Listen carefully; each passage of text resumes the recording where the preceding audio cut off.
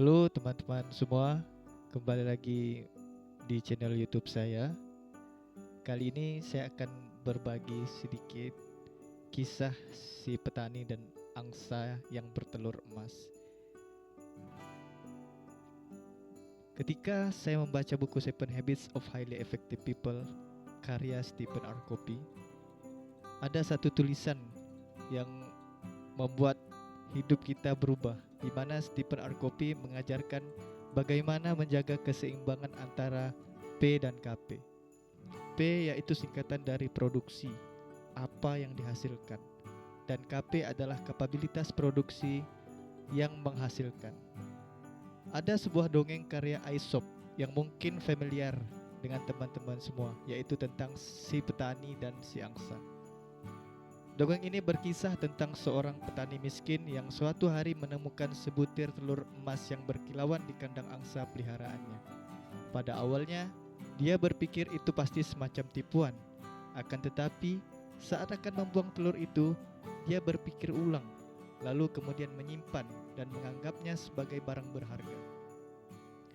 Telur itu ternyata terbuat dari emas murni. Sang petani tidak percaya akan keberuntungannya. Pada hari-hari berikutnya, dia semakin tidak percaya. Setelah hal itu terjadi berulang-ulang, hari demi hari, dia bangun tidur dan dengan tergesa-gesa menuju kandang angsa untuk mendapati telur emas. Dia menjadi luar biasa kaya. Semuanya kelihatan seperti sesuatu yang mustahil menjadi kenyataan.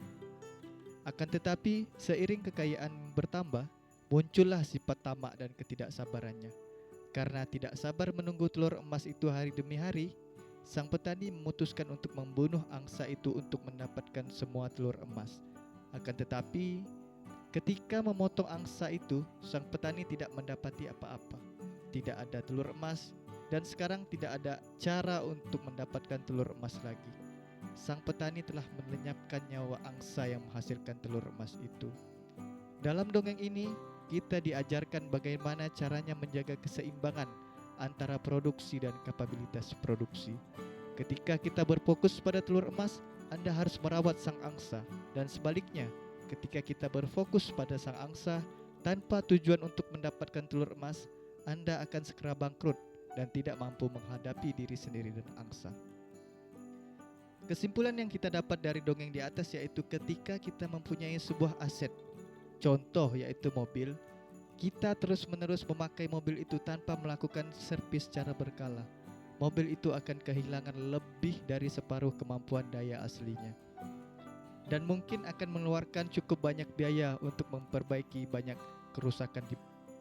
Jika teman-teman menyukai video saya, jangan lupa untuk menekan tombol like, komen, dan subscribe. Dan tunggu video-video saya selanjutnya.